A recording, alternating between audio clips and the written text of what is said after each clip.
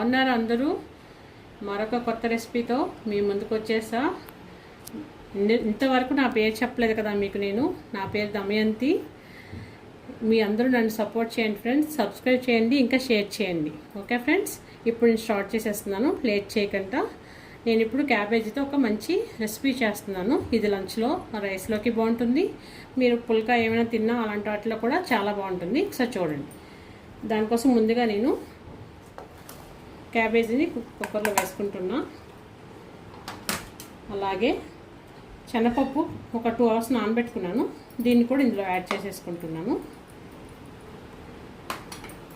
కొంచెం పసుపు వేసుకుంటున్నాను.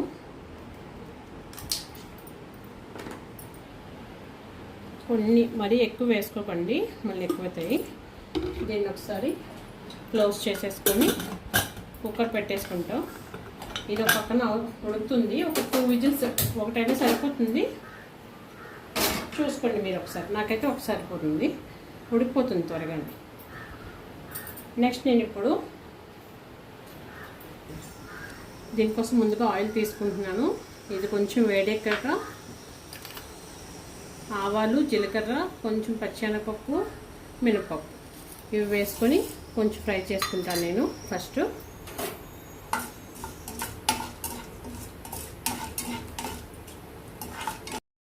కొంచెం కరివేపాకు, ఇది కొంచెం ఫ్రై అయ్యాక కొన్ని ఆనియన్స్ ఫ్రై చేసుకుంటాను.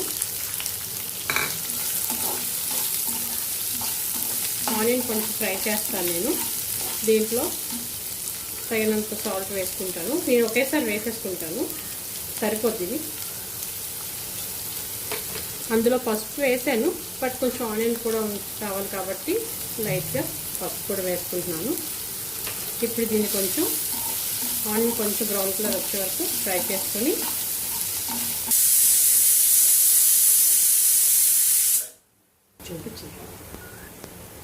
చూడండి. కొంచెం ఫ్రై అయ్యాయి కదా.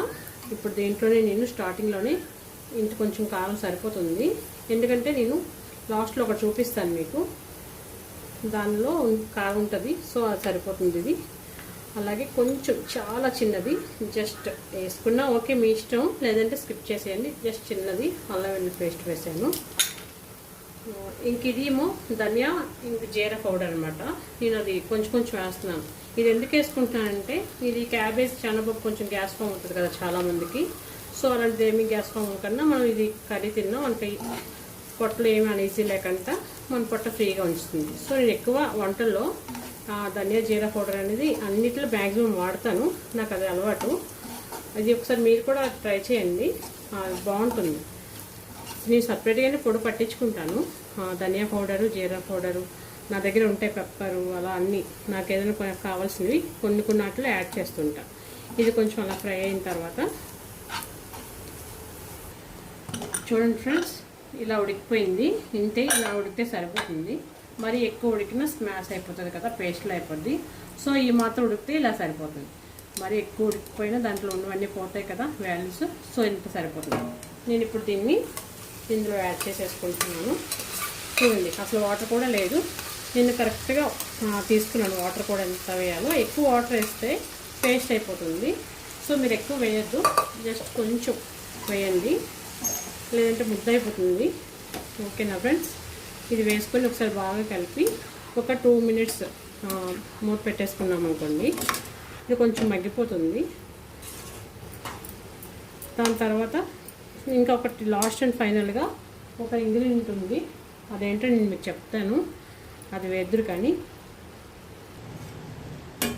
ఇలా ఒకసారి మూత పెట్టేసుకొని మీరు అలా ఒక 2 minutes ఉంచేసుకున్నారనుకోండి, ఇది కొంచెం మగ్గిపోతుంది.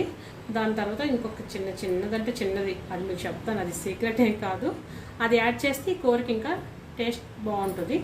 చెప్పాను కదా, రైస్లో అయినా లేదంటే మీ చపాతీ కానీ ఎలా తీసుకున్నా బాగుంటుంది, నచ్చుతుంది మీకు.